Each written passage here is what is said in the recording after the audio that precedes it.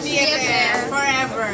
Actually, di ba, 2 weeks ago, kumbaga in-announce kayo yung endorser niya. Yes. Tapos may surprise pa pala. Oo, actually, nung sinute namin talaga yung first commercial ng McDo, part na talaga si Alex. It's just that, medyo kinip lang namin yung secret kasi nga, madedelay pa yung yung BFF. Okay. So, inuna muna yung chicken McDo. Okay. Package din na daw ba kayong magkapatid pagdating sa endorsements? Hindi naman. Nagkataon lang na ang ganda nung bago nilang concept. They launched the chicken McDo and then now they launched the BFF. And parang perfect lang yung concept for us kasi siya naman talaga yung BFF. BFF bundles is for chicken McDo also. Tapos yun yung pag gusto mo mag-share with your friends. Di ba sa McDonald's, pag pumupunta ka, minsan grupo kayo, madami kayo. So, ayan. Sanay na ba kayo working together? Nasasanay na, Alex? Sanay na. Kasi wala na rin naman choice. Sanay na. Tsaka mas gusto namin katrabaho isa't isa kasi mas komportable kami. Tapos pag galing sa bahay, sabay kami aalis. Okay. So uwi kami sabay. Okay. Tony? Mas masarap kasi parang hindi trabaho. Parang parang nasa bahay lang kayo na may ginagawa lang kayo sa labas. Parang gano'n. Okay. Pero minsan mahirap. Dahil? Kasi strict ako sa kanya. Oh, Nahihirapan ka doon. Hindi, lagi ko siyang binabantayan. okay. Ikaw ang nahihirapan na hindi Oo, siya. siya pa yung nahihirapan. Oo. Sabi ko na babantayan ko. Oh, go. Pero Alex, nung nalaman mo nakasama mo si ate sa McDo, anong reaction mo na parang, wow, hindi lang pala siya, ikaw kasama na rin? Nag-isip din. Nag-isip din ng mga tigil.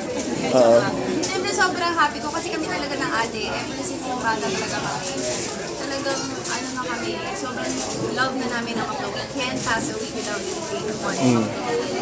And minsan halos everyday McDo. Saka alam niyo na mga katrabaho na. Alam na. Kahit Kaya sinasabi sa amin yun alam mo dapat endorsers kayo ng McDo. Kasi pag nakikita namin kayo sa set, laging McDo ang pabilin yung mahawak. At nag-party ka sa McDo. 17 years old. Wow. Sa Eastwood. Bakit Kasi nga McDo? addict siya sa McDo. Yung siya nagpa-party, yung kiddie party ng pangbata. Well, uso na naman ngayon na matanda din yung nagpa-party. Any chance ba na yung TV show na kayo lang dalawa? Kasi ayan na, ang dami nyo nang nagagawa to na kayo lang dalawa. Ayun, siguro.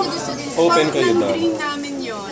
May mga concept na binubuo. Tapos, ayun, we're just really looking forward na maybe one day mag-materialize yung mga concept. Pero hindi naman yun bago eh, kasi may Team Gonzaga kayo na ano, di ba? Yes, yun na yun. Nag-start na yun. So, yun, may mga dinidiscuss, may mga plano. So, hopefully.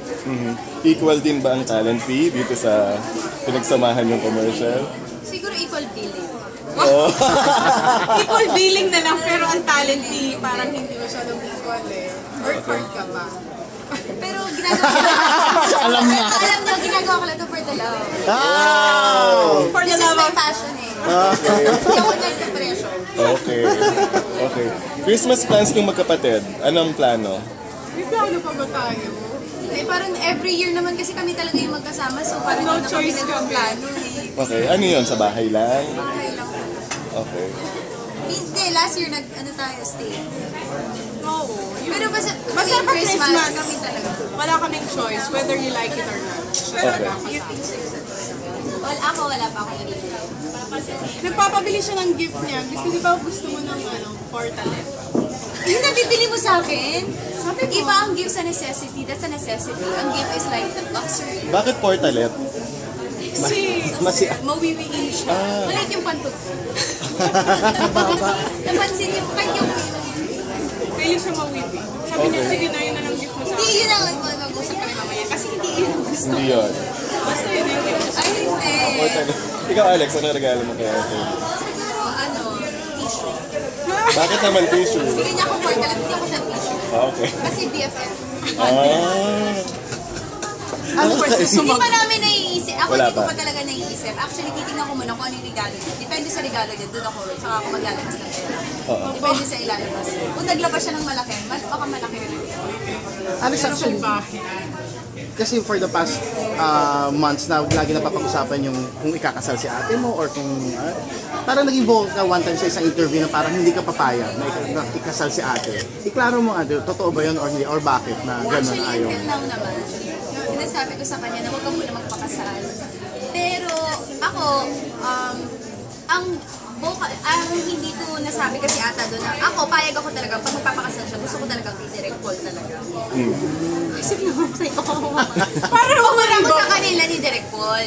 Kung magpakasal sila, happy ako for them kasi it's about time dahil matanda na rin naman sila. Pero kung matanda Parang akong gurang na ako Di ba kumakain. nag-file ka na ng senior citizenship? Para libre ka mo sa mga sine. Di ba? Anyway.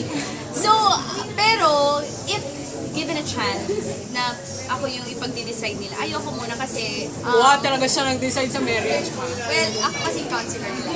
Kasi, gusto ko mag-enjoy muna kami together dahil kakalipat lang namin dun sa, di ba, kaka-renovate lang yung house. So, connected pa yung door, med connection kami dun sa, may connecting door kami. So, naisip ko, pag wala na siya, ako pa connecting door.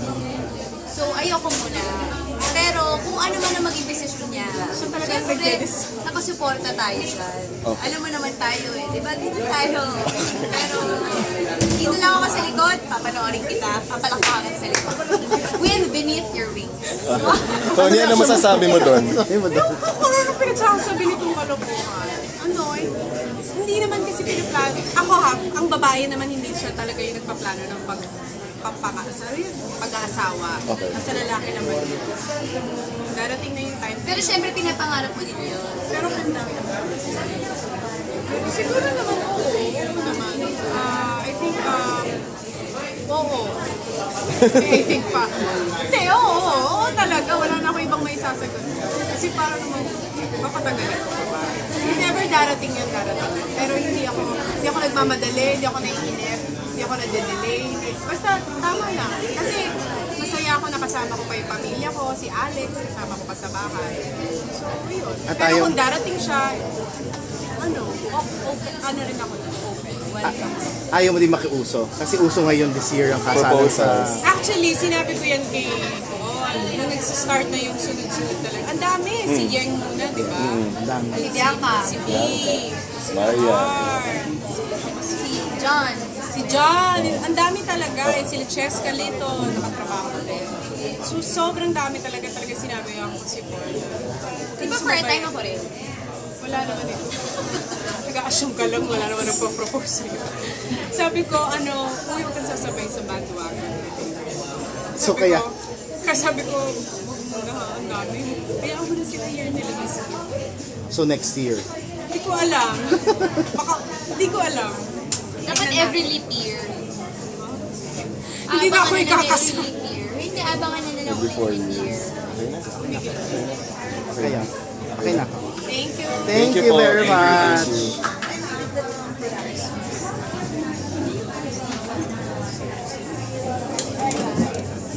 Mic po, mic po.